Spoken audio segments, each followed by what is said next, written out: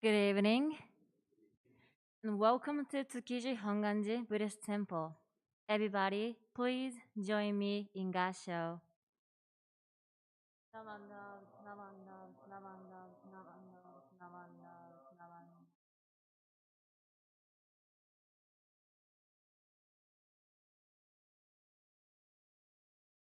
Thank you for coming and watching this Saturday English service. First, we would like to begin the service by reciting the aspiration, which can be found on page 2 in the blue service book.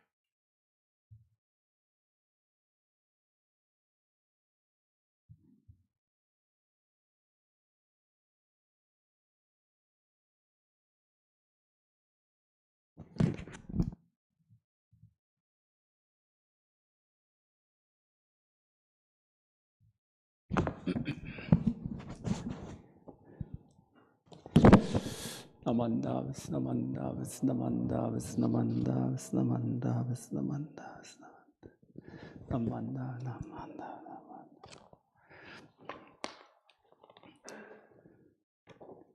Aspiration.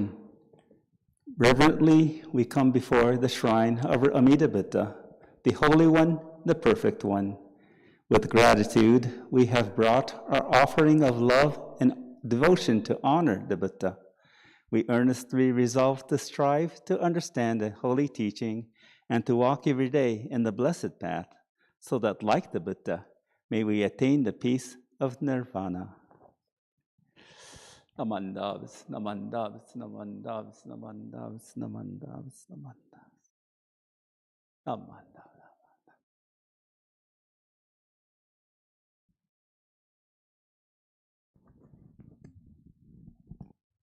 Now, we'll chant the sutra Jusei-ge. Please turn to page 3 of the same service book.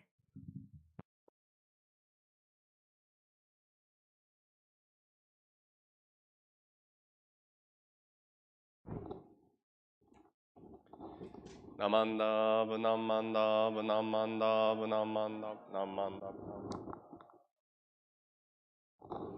Namanda, Namanda.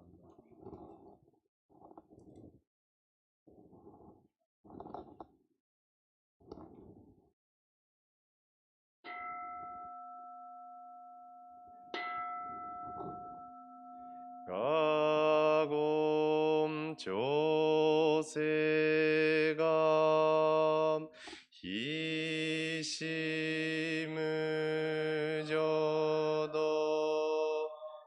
지강 후만족 세부조쇼각 가오무료고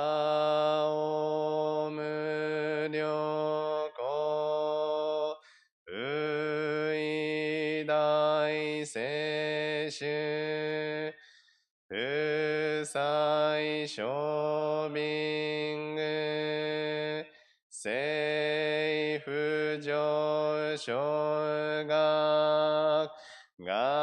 가시조붓노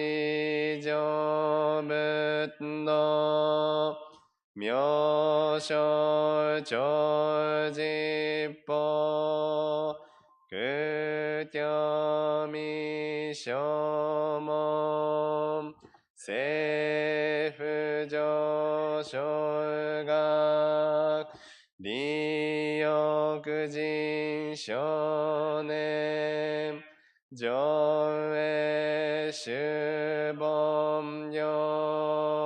시금무조도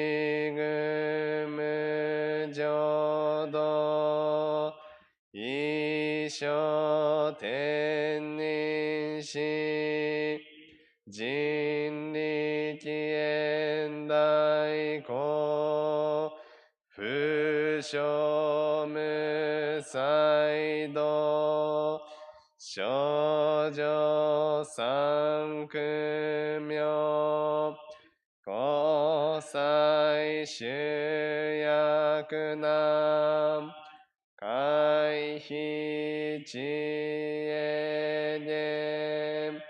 메시곤모암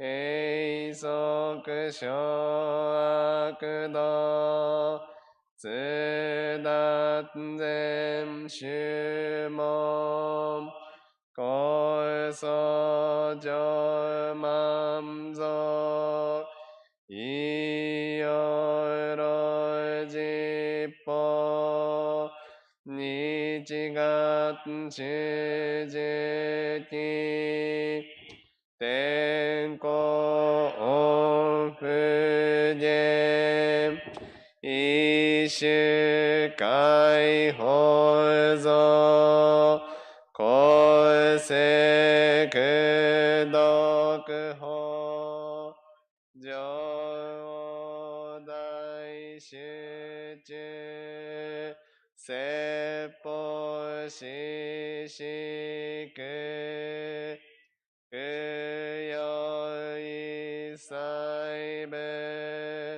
具足習得本願念信条満得意三害を女仏無下地津達に不詳願学営利都市最小尊志願脈国家大戦を感動国書店に東珍妙見ナマンダブナマンダブ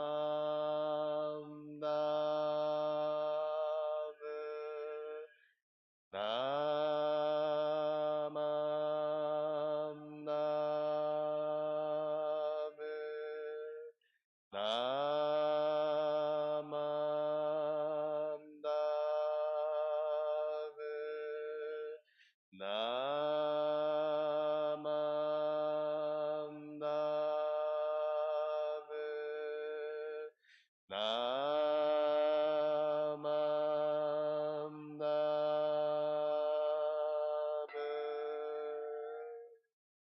願にしくどく平等聖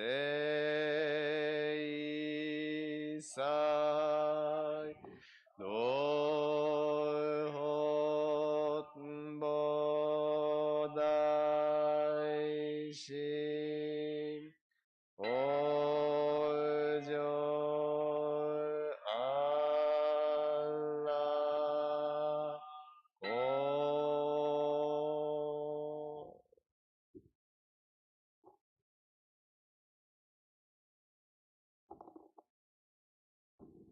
ナマンダブナマンダブナマンダブナマンダブナマンダブナマンナマンダブナマンダブナマンダ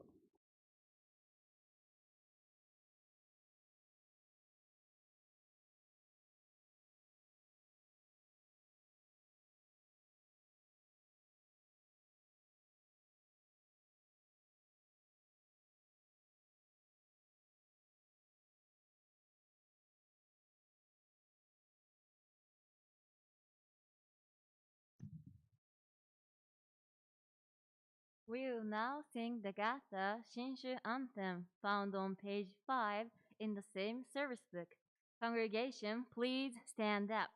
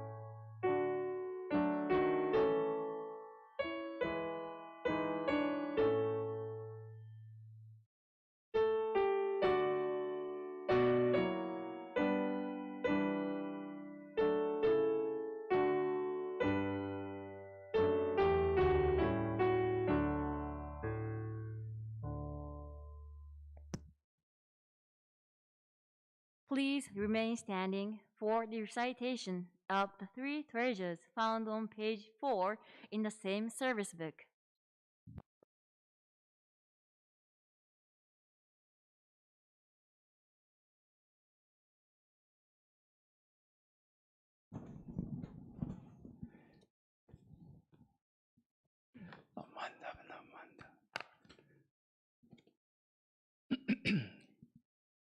The three treasures. Difficult is it to receive a human form. Now we are living it. Difficult is it to hear the Dharma of the Buddha. Now we hear it. If we do not cross over to the truth in the present life, in what life shall we cross over?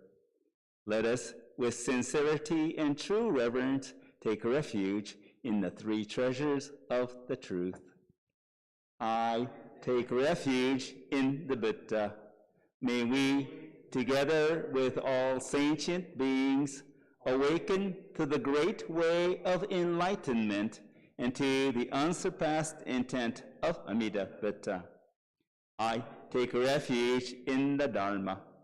May we, together with all sentient beings, enter the storehouse of the Dharma, becoming like the wisdom ocean. I take refuge in the Sangha. May we, together with all sentient beings, become units in true accord, in harmony with all things. The peerless, profound, and wondrous Dharma is rare to encounter, even in the many hundreds and thousands of kalpas. Now we are privileged to hear and receive it. Let us thoroughly understand the true meaning of Tathagata's teachings. Namo Amida Butsu. Namo Amida Butsu. Namo Amida Butsu.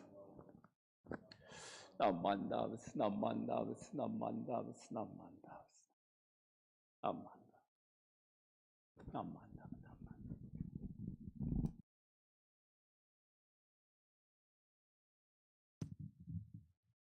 Please be seated. Before I introduce today's sensei, please wait just a minute until we get ready for moving on to today's Dharma talk.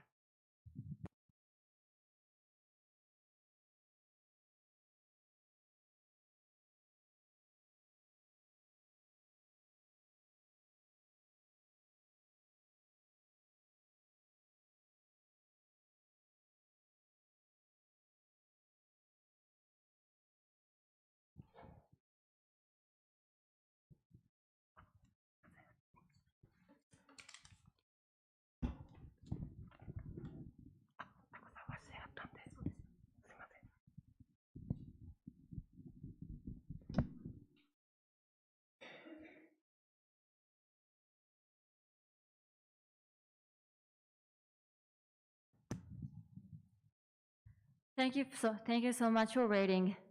Now, this evening, we are so happy to have Rev.YAMAMOTO Koshin, resident minister of Myoenji Temple in Kanagawa, as our speaker.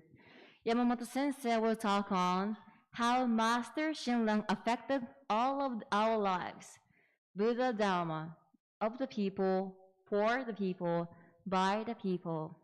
I am so glad to introduce Yamamoto Sensei to you.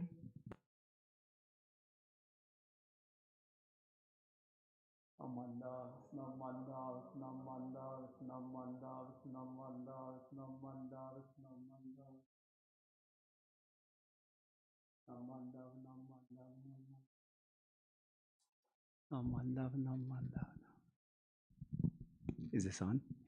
Hi.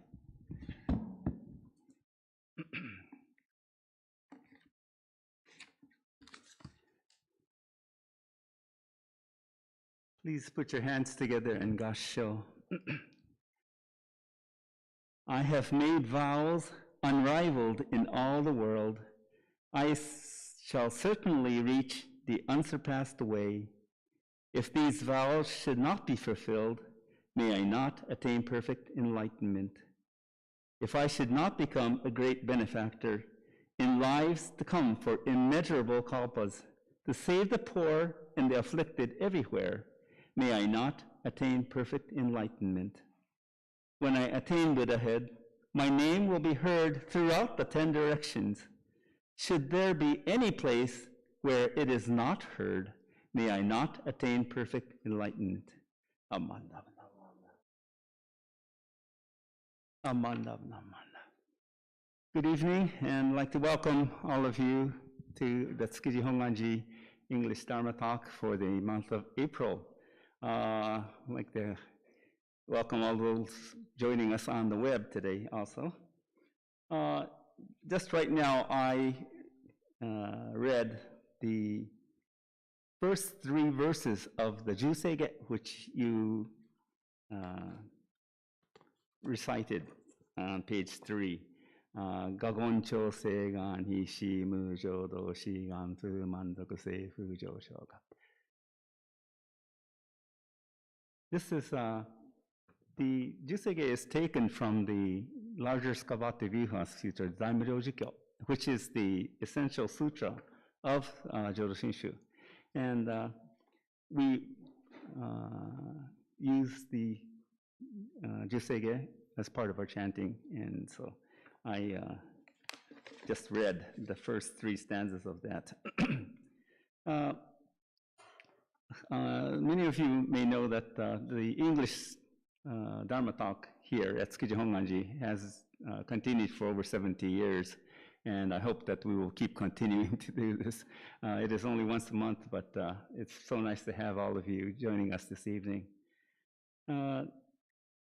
This year marks the 850th anniversary of Shinran Shonin's birth. He was born on 1173. And next month on the 21st, May 21st, is his actual birthday. So next month we will be having Dr. Kenneth Tanaka speaking on the 20th, and we will be celebrating the 850th birthday of Shinran Shonin. Shinran Shonin is the founder of Jodo Shinshu. I will expand on this later. Also, in light of the next year being the 800th year of the founding of Jodo Shinshu, we are also commemorating both of these at the Honzan in Kyoto at this present moment. And so if you have a chance to join the services at the Honzan, we'd be happy to see you there also. The magnum opus, the very essential core of Shinran Shonin's writing message, is the Kyogyo Shinsho. And Kyogyo Shinsho is translated the true teaching, practice, and realization of the Pure Land in English. And it is said to have been composed in 1224, so therefore next year will be the 800th year of that. I have spoken in previous times, if for those of you joining us again, that Shinran Shonin never intended to start a new sect or a school. This is because throughout his life, Shinran Shonin insisted that he was a disciple of Master Honnen, who was the founder of the Jodo school, the Pure Land school of Japanese Buddhism. Because he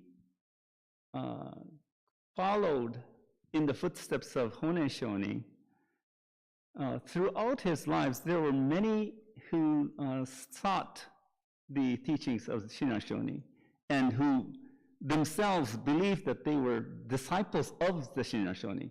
But Shinran Shonin kept insisting that he was a disciple of Honnen Shonin, so therefore he cannot have any disciples.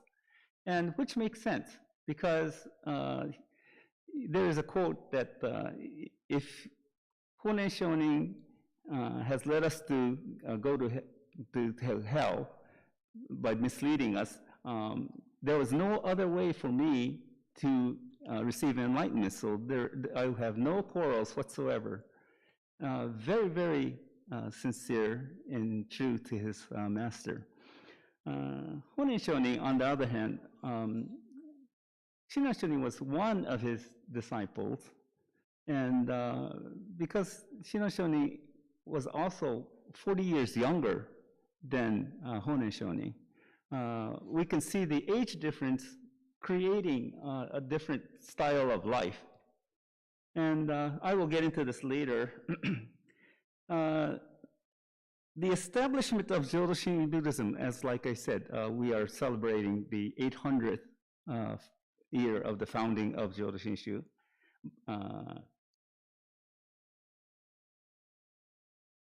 It was based on the teachings of Amida Buddha. It was based on the thoughts of Pure Land Buddhism.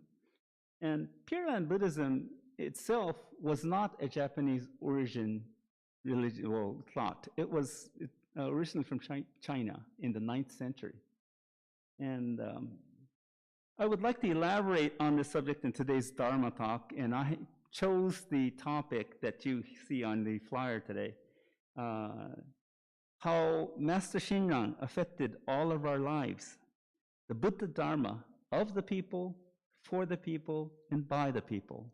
And that is the title that I will be speaking on today. I will now ask you to look at the color handouts that I had prepared. In it, you'll see, I have the black and white.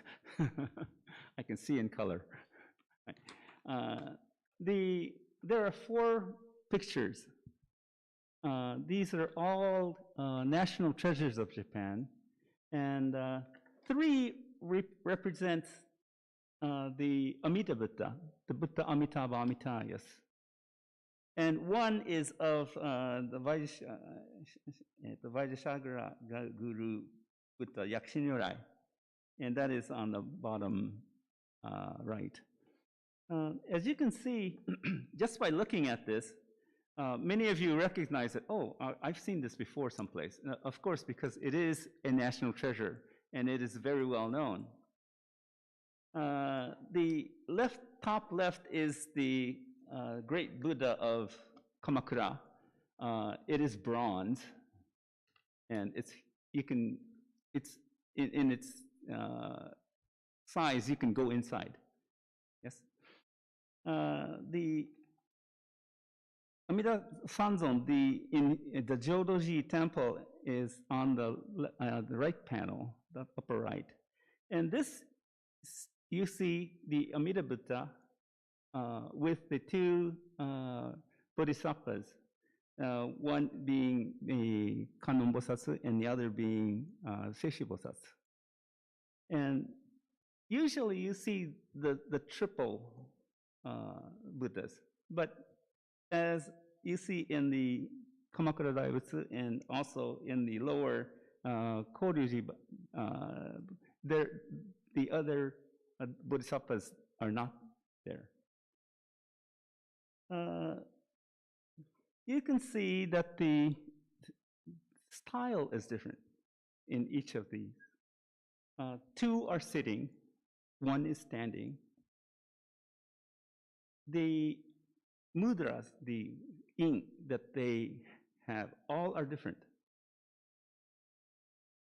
And if you notice, why would Amida Buddha not be represented in a certain style? These are all different. These are all different. And this is because the Amida Buddha is a Buddha that has 9 kuhon, 9 levels of Buddhahood, which he can teach. And from the highest, Jobon Josho, to the lowest, Gebon Gesho. So these are the 9, and each of these mudras represent that level of enlightenment. And that is why I presented this, because first, this is not Amida Buddha. It is a representation. It is a manifestation. It is a style that we can see, oh, Amida-sama,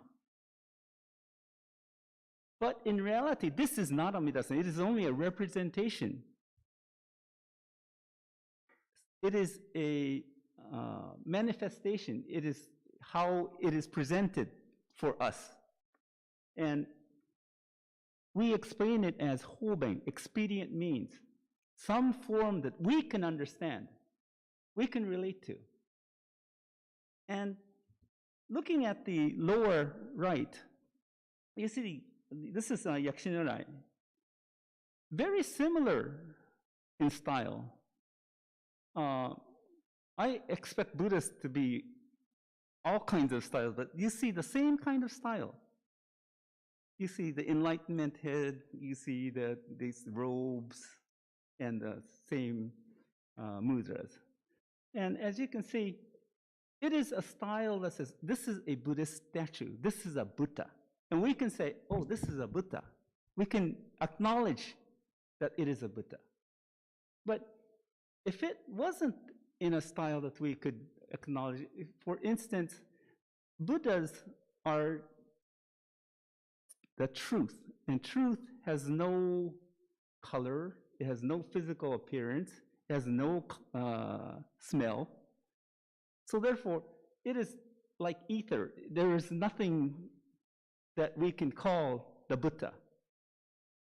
For us to say, there's Buddha, we will be looking around, where is Buddha? We cannot associate with ether. So therefore, it is presented in an expedient way, as a hoben.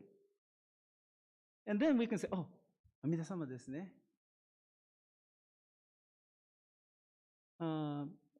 Shinran Shonin did not particularly use the statue of Amida Buddha. The Shinran Shonin, Amida-sama, Amida Buddha was Namo Amida Butsu, the 6 Chinese characters, Namo Amida Butsu. And the Namo Amida Butsu then represented the actions, the workings of the Amida Buddha. So he not necessarily needed a physical structure to say that's Amida-sama.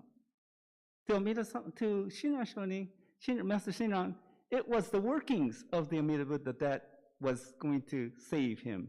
So therefore, he quite often wrote Namo Amida Butsu and presented it to followers for them to put in their homes and so on, so that they can worship, so they can have services. And so if it is my thinking that if Shinran Shonin, Master Shinran was a sculptor, I think he would have lots of Amida-samas that he can give away. But Shinran Shonin was not a sculptor, so he said, Namo Amida Butsu, here, take the Gohonzon. And which the person receiving, oh, this is Amida-sama, this is Namo Amida Butsu, this is the workings of the Amida Butsu. All I have to do is then receive that. And that is why I presented this so that you can see that there are different styles, but all of this is only so that we can associate with a Buddha. So, continuing on. The 6 Chinese characters, Namo Amida Butsu, the first 2 is south and nothing. So there is a joke that the Amida Buddha doesn't exist in the south, he exists in the north.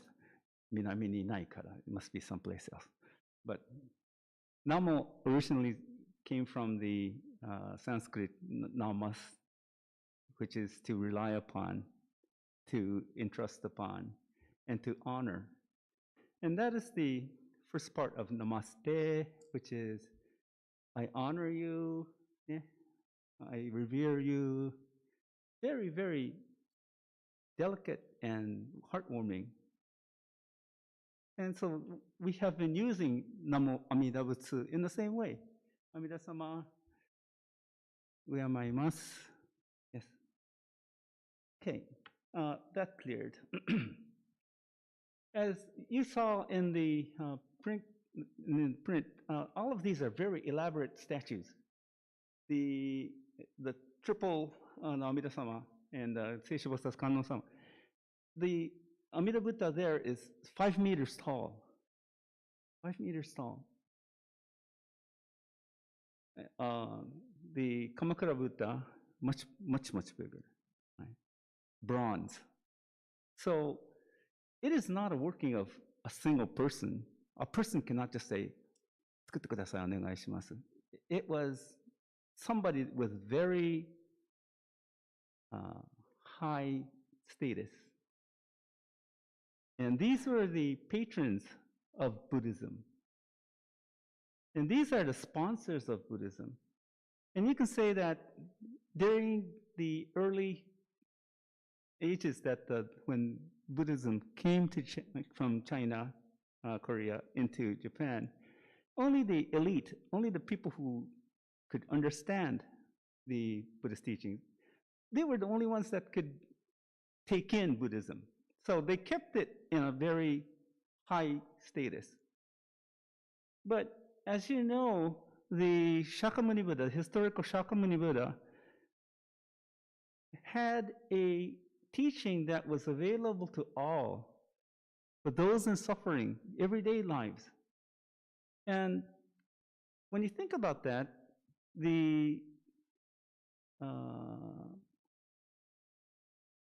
let's say the center of Buddhism in Kyoto in the days of Shinran Shonin was Mount Hiei.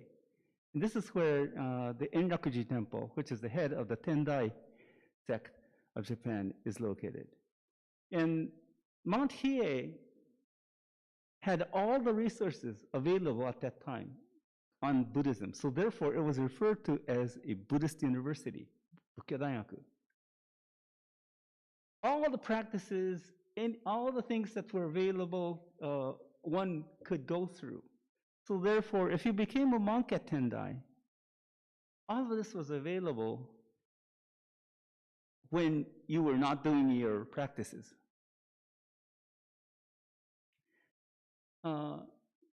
Now, when you come to think about that, here we have a special group of people with very special status who could follow Buddhism.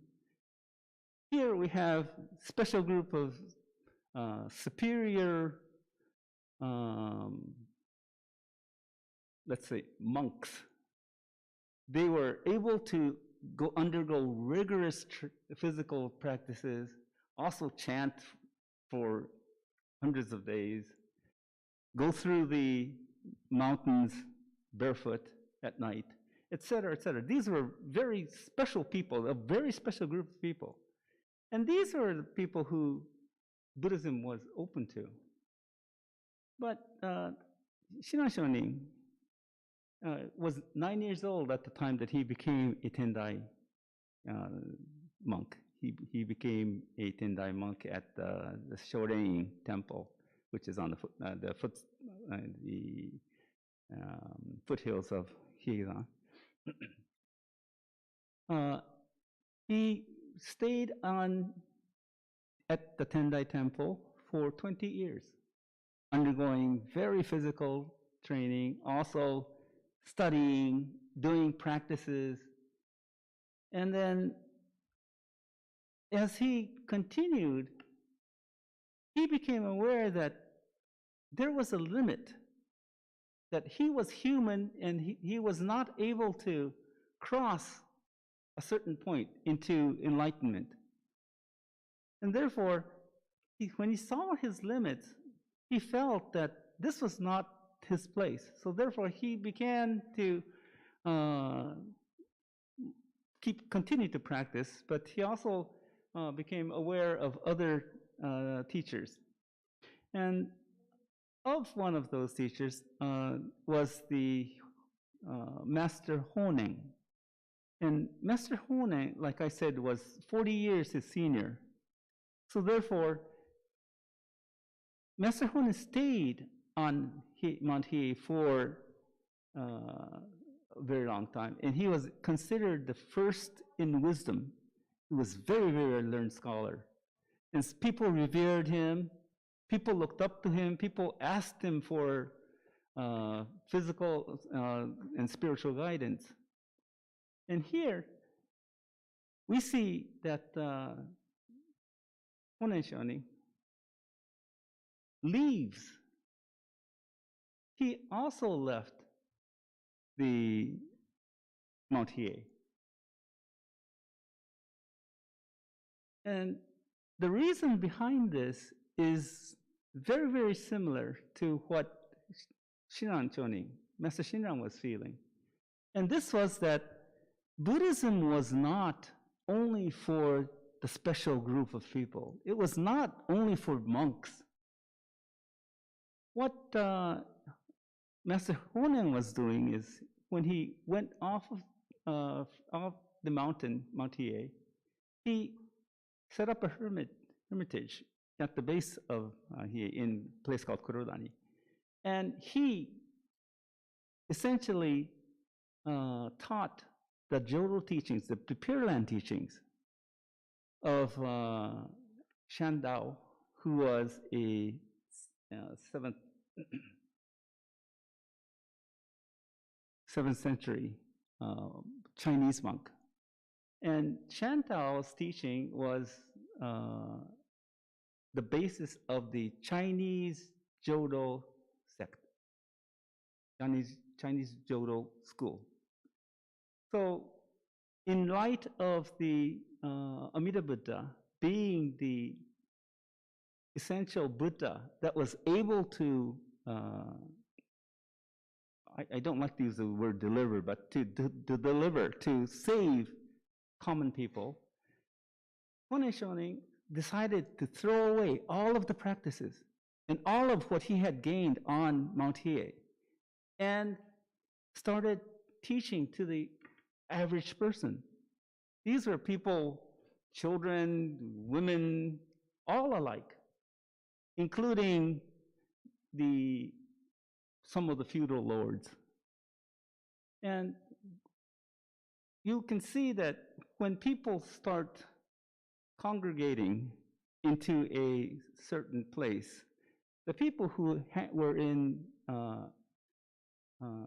enjoying their special status, they became very envious. And because they became very envious, they started to, let's say, try to stop the Nembutsu movement. And Shinran Shonin then, in the process, like I was saying, he was also in the practices and stayed on the mountain until the time that he says, well, this is not my way, this is not my place. I need a different path. And in one of his practices of going into Kyoto and then being enclosed at the Ryokakudo, he became aware of the existence of the teacher called Honen. And he then started communicating with Honen Shonin. And eventually, this led that the Amida Buddha, the Buddha Amitabha, was the Buddha who was able to save himself as well as the others, all alike. And therefore, he left the Tendai school and descended from the mountain.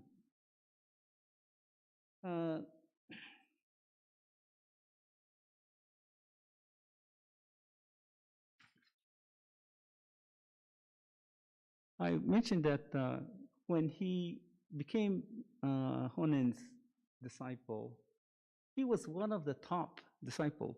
He was 40 years younger, but Master Honen trusted his sincerity and allowed him to copy his very basic writings. And in one of the sessions that they were having at the temple of Honenji, Master Honen, Master Honen was talking to his crowd of monks. And I say monks because they were not married. Honen Shonin was near 60 at that time. So he was not married. He said, if anyone among you should get married, have a family, and also lead the Nembutsu life, there is no hindrance whatsoever. Nothing will hold you back. Because in the eyes of the Amida Buddha, the Buddha Amitabha, being married or not married is not anything that can be of hindrance. So therefore, essentially at that time, Shinran Shonin was still young, 29, and he was still very, very vigorous. So therefore, even if the other ministers were saying, well, no, we will follow as you have, sensei, because you remain celibate for your life, we will do the same. Whereas Master Shinran said, well, I don't know, I might if I can. And this was essentially one of the main turning points. Because of the tremendous movement of the Nembutsu, of common people becoming aware and enlightened, or leading the way of the path of the Nembutsu, essentially the surrounding established organizations, temples, they decide that they've had enough, so they have the declaration of the ban of Nembutsu. So Nembutsu was banned altogether. There's no more nonsense. You cannot practice Nembutsu anymore. And a little while later, that leads to the banishment, to the exile of Honen Shonin to Shikoku Island, and for Shinran Shonin, being younger, to Echigo, to the cold Japan seaside of Japan. And here we see a force that was very scared of having common people becoming Buddhists. So therefore, they were trying to put away with that. Because Honen Shonin went to Shikoku and Shinran Shonin went to Nagano, to Niigata, Shinran Shonin marries when he gets to Niigata. And there's a person called Eshinni, who is his wife, and they have kids. Now you see that here is a official Tendai monk who officially marries. And there were no other cases like this. So you can see that what's going on? We banished him where people can't see, and then here he goes and gets married and has a family. And it's not going in the direction that people were expecting. But what happens is, because Shinran Shonin is leading the life of the Nembutsu as a married monk with a family, sharing the sorrows and the joys of everyday life, people came to seek his way. And that is how, being in the Niigata area, Shinran Shonin, Master Shinran was able to spread the Nembutsu teachings. And to this day, the Jodo Shinshu is the largest of all the Japanese Buddhism. And this is because it's for the common person. It's for everyday people. Because the Amida Buddha does not make a difference, differentiate the status that you are.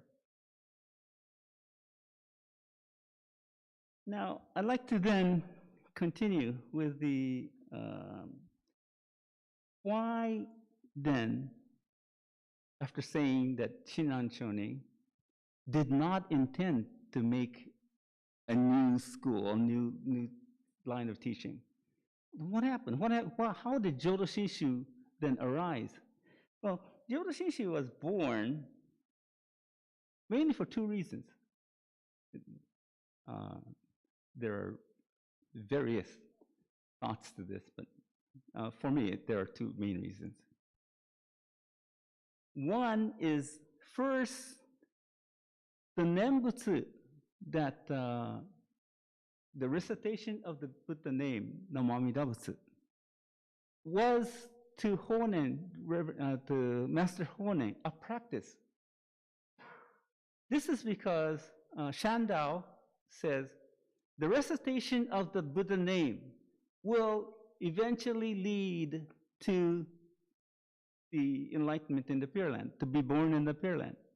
And so Master Honen did the same. The recitation of the Nembutsu was then a practice. And therefore, in the Jodo school, there are temples that they continue reciting the Nembutsu, Hyakumanben Nembutsu, they say. And the idea is that during your the time that you are awake, if you have the Nembutsu in your mind and in your mouth, then you are for certainly going to be born into the Pure Land. And that is why it's continuous recitation of the Nembutsu. The part of this is that in Jodo, the recitation of the Nembutsu was a merit accumulating practice. So it's accumulating merits so that you reach a certain level where you are for certainly going to be born in the Pure Land. This is one of the major differences that you will see in Jodo Shinshu. In Jodo Shinshu, Master Shinran's understanding was that the recitation of the Nembutsu was provided by the Amida Buddha, so that therefore it was not a practice. Since it was provided by the Amida Buddha, it was not a practice, nor was it for its purpose to accumulate merit. It was not for that. The purpose of the Nembutsu was not for that. The Nembutsu for Shinran Shonin was something that spontaneously came out. It came out from the mouth of the followers in gratitude upon the realization that the workings of the Amida Buddha, the primal vow, the hongan, to save sentient beings, was received by them. It was provided for them. And they have, I have received the primal vow.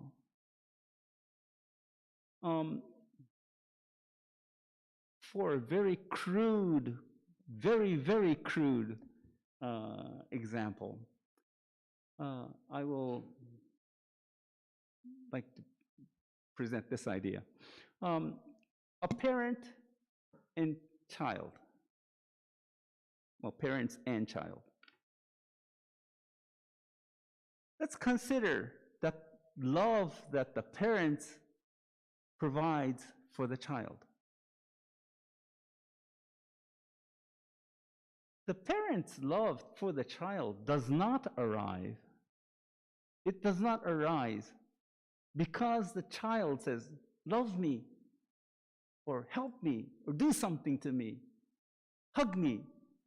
No, the parent's love for the child existed before even being asked to do so.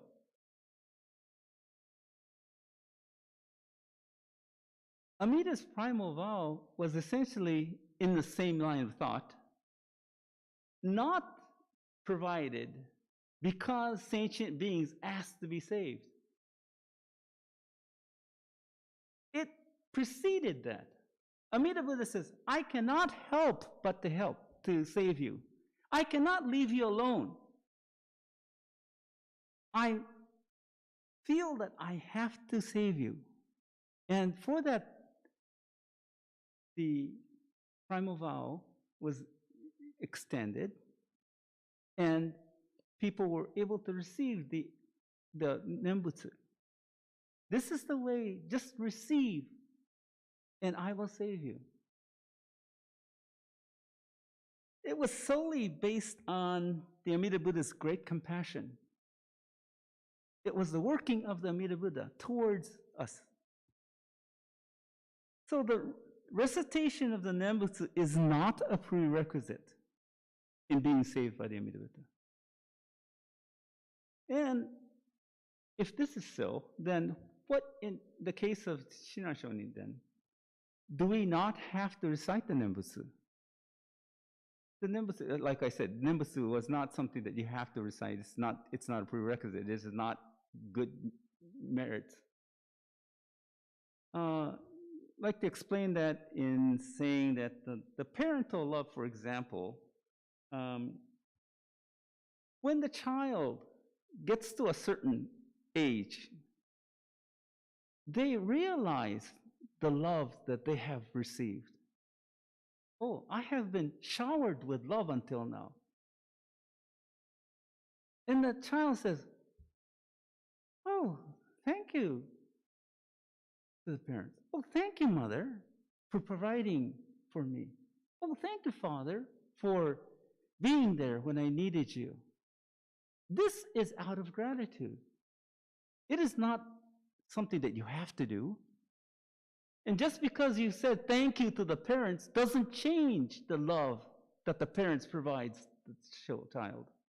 So it is in the same line of thinking because it is not in the same dynamics, same line of thinking. The Amida Buddha provided the Nembutsu for us.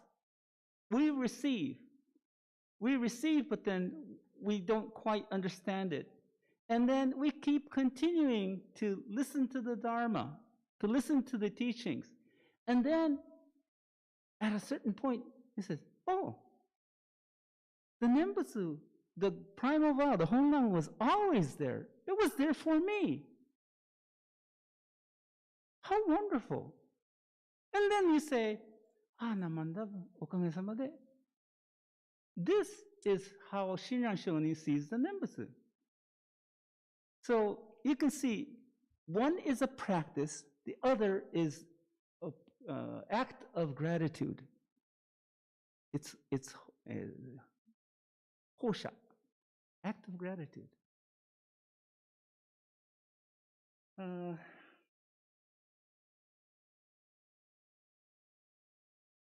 consider the Nembutsu as something that was completely given to us and we are on the receiving end. This idea is called the absolute other power, zettai tariki, absolute other power. It is all on the side of the Amida Buddha. And this is different from what Honen was saying. Master Honen was saying, the availability of being saved is there, but you have to practice for it. It's different from complete reliance upon the Amida Buddha. And this is, complete reliance would be the absolute other power, the Taitariki. And the Taitariki is what Shinran Shonin has stressed. Because we cannot do anything in our power to even try to gain anything, to become a Buddha. Everything is provided by the Buddha. So therefore, the Buddha says, rely upon me, I will save. And this is the essential first point. The primal vow, which is received by us would be called Shinjin because it is the working that works upon us, and we become awakened to the fact that the absolute assurance of the birth in the Pure Land is already here with us while we are alive, while we are living here. And at the last moment that we must depart this world, we will then be born in the Jodo Pure Land because the Amida Buddha has provided the means. This was provided and made possible by the other power, the absolute other power of the Amida Buddha.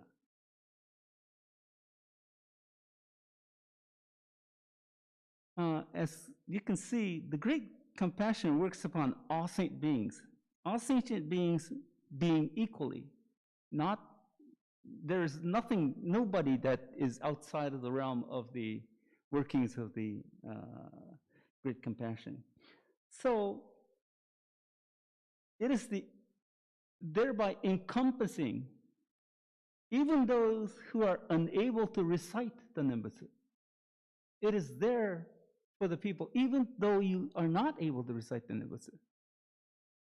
It includes everybody. And Master Shinran's understanding of Amida's primal vow was then total inclusion, no one left out. So here we have the Amida Buddha providing total inclusion. And this was very, very powerful because up until then, people who can undergo practices and studies, these were the only people who were able to, quote, follow the path of enlightenment. Whereas the Buddha, Amitabha, the Amida Buddha, says, here is a way where anyone can attain enlightenment. The second characteristic of Jodo Shinshu is marriage, and I have that on the outline there. While in exile in Niigata, Master Shinran marries and has a family, and officially become the very first monk to do so. As you are aware, precepts concerning sex in Buddhism is very, very strongly stressed. It's very strict. In the monastic lifestyle, therefore, there is no intermingling with the opposite sex. And you are expected to abstain from all sexual activities with the other sex. However, sexual urges are not only limited to humans. It is a part of life for all living things. It is a way of continuing the species. It is something that is natural and a fundamental part of life, of living things. I was referring to the reasons that Master Shinran left the mountain Hiei. And one of the reasons was that not all of the monks on Mount Hiei were following the precepts. They were doing off the record, under the table. They had wives who were not official. They had children, they had grandchildren. And then to Shinran Shonin, that was not something that he could tolerate. They were there for a purpose. They were supposed to be certain strict precepts that were supposed to be maintained. But one of the reasons that he left was that this is not for me. It's not the life that I'm seeking. Here, people are cheating or leading let's say, unfaithful lives to yourself. Shinran Shonin was very pure to himself and to his feelings. So, both in case of Shinran Shonin being the first official monk to be married, as a monk and having a family and raising children, he was in a position to say and feel and associate with other members who had families of the lay. And this was an essential part, because to this day in the Jodo school, they are not officially allowed to marry, officially. But with the late Meiji declaration, ministers were allowed to marry. But that's aside from the fact that there were certain precepts that were supposed to be kept. But then, and in the days of Shinran Shonin, the other monks of Pure Land said, okay, we're not going to get married because we're following in the same footsteps as Honen Shonin. So, in that light, Shinran Shonin was a spearhead in having a family, having a wife, raising children, and also being able to teach. This was a very big movement.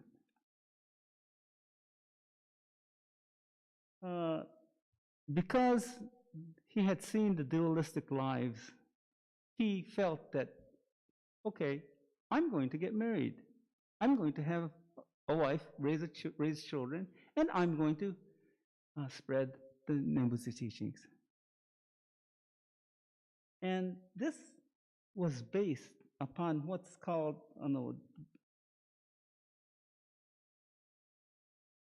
Jishinkyo Ninshin. Jishinkyo Ninshin is translated, living the life of Nembutsu, leading others to the same path. So here, he is showing that, yeah, even I, having a wife and raising children, can lead a life of the Amida Buddha, of the Nembutsu, and I will be saved. So he showed physically that was possible. So therefore, all of the other people who were not able to undergo practices or to remain in hermitage or to leave their families, they were all able to join into the Nembutsu teachings. Shinran Shonin has written about himself. The very fact that Shinran Shonin married 820 years ago affected the lives of all future generations. And in Master Shinran's words, he said, Makoto ni shinnu kanashika na gutoku ran aiyoku no koukai ni jinmotsu shi. And this is translated, I know truly how grievous it is that I, Gutoku Shinran, am sinking in an immense ocean of desires and attachments. And so therefore, he could not negate himself from that. But he accepted that as part of his life. He accepted that because Honen Shonin said, there's no problems whatsoever. And the Amida Buddha said, no problem. Here, propagate, tell, teach. So here, I will now. The Master Shinran Shonin's Opus Magnum, in the Kyogyo Shinsho, he wrote how he was able to receive Amida Buddha's teachings and the knowledge of the vows through the teachings expounded by the historical Buddha, the historical Shakyamuni Buddha of 2,500 years ago. And then the teachings which were taught by the historical Buddha was then transmitted down through the teachings of the 7 Pure Land masters, the Shichikoso. And then he was able to receive those teachings. So this was directly tied with the historical Buddha, the teachings of the historical Buddha. So I like to, in conclusion, we can see that the life work of Master Shinran affected all of our lives. It was opening the door to an all-inclusive primal vow of the Amida Buddha. Master Shinran showed us that the Buddha Dharma was indeed of the people, for the people, and by the people. I'd like to conclude my Dharma talk with a reading from a passage in the Kyogyo Shinsho. If you will, place your hands together in Gassho. Hard to encounter, even in many lifetimes, is the decisive cause of birth, Amida's universal vow. Hard to realize, even in myriads of kalpas, is pure Shinjin that is true and real. If you should come to realize this practice in Shinjin, rejoice at the conditions from the distant path that have brought it about. But if in this lifetime still you're entangled in the net of doubt, then unavoidably you must once again pass the stream of birth and death through the myriads of kalpas. Wholly sincere, indeed, are the words of truth that once is grasped, wholly sincere, indeed, are the words of truth that one is grasped, never to be abandoned, and the right Dharma, all suppressing and wondrous. Hear and reflect, and let there be no wavering of appreciation. How joyous I am, Gotoku Shinran, disciple of the Shakyamuni. Rare is it to come upon the sacred scriptures from the westward land of India in the commentaries of the masters of China and Japan. But now I have been able to encounter them. Rare it is to hear them, but already I have been able to hear. Reverently entrusting myself to the teaching, practice, and realization that there are the true essence of the Pure Land Way, I am especially aware of the profundity of the Tathagata's benevolence. Here I rejoice in what I have heard and extol what I have attained.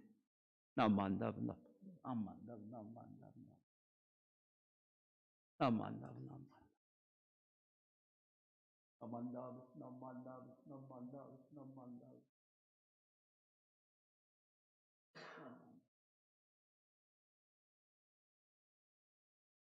Thank you very much for joining us this evening.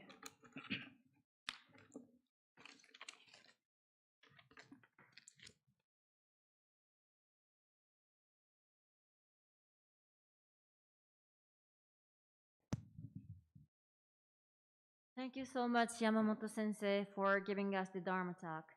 Now, we will sing the Gatha Namo Amida Butsu on page 6 in the blue service book. Congregation, please stand up.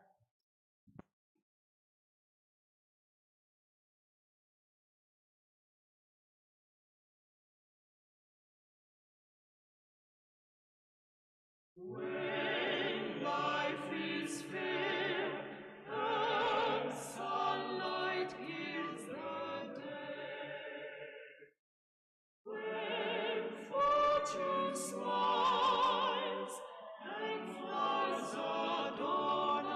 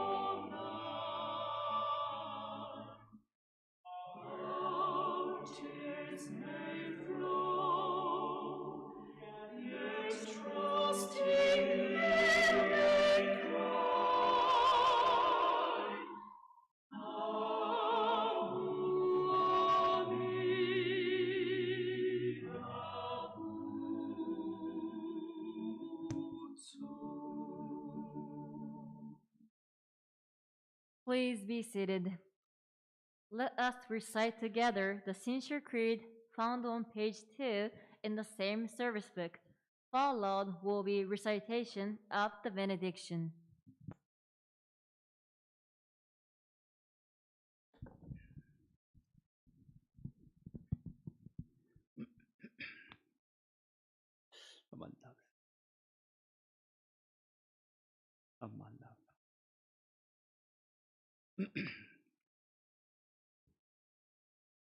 The Shinshu Creed. We single-heartedly take refuge upon Tathagata Amitabha for the enlightenment in the life to come, abstaining from all sundry practices and teachings and giving up the trust in our powerless self.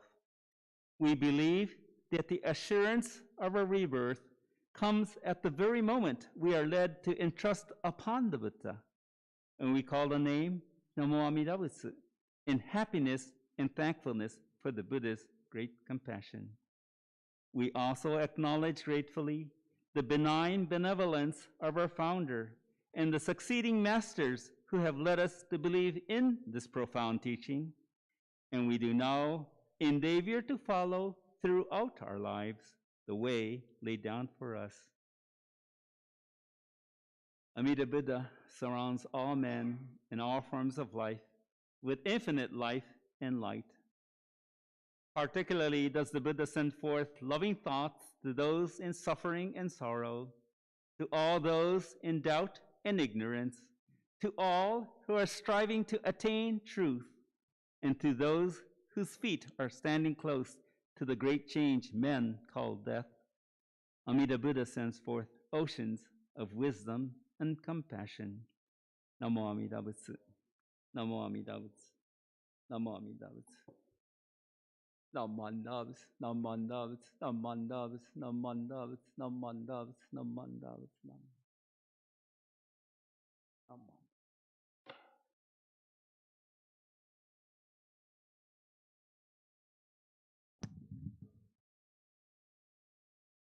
We would like to thank you, all of you, for attending this evening and watching today's Tsukiji Hongwanji's English Dharma service. I have some announcements. So if you're still watching, don't stop watching it, okay? So for those attending here in person, please take time to scan this QR code located near the entrance. For those watching online, please click on the link provided in the description field. We would appreciate if you could fill up the survey provided in the link and give us your feedback or views so that we can improve our services.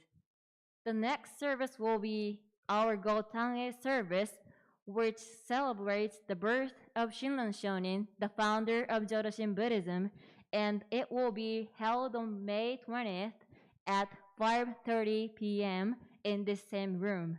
The guest speaker will be Reverend Dr. Kenneth Tanaka, and the topic will be letting go of our clinging, a metaphor of a person clinging to the edge of a cliff. After the service, there will be a dinner reception held from 7 p.m. and the cost will be 2,000 yen per person. Please feel free to come and join us for the reception. We look forward to seeing you again. Let us put our hands together in Gassho.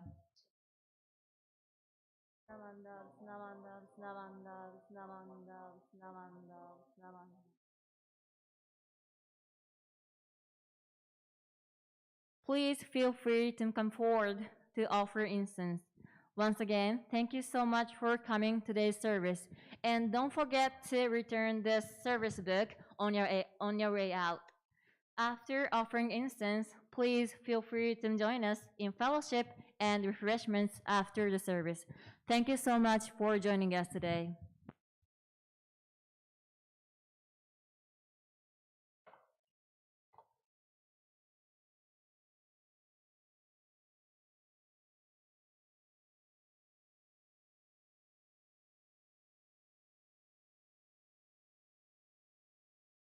Namandavs, namandavs, namandavs, namandavs.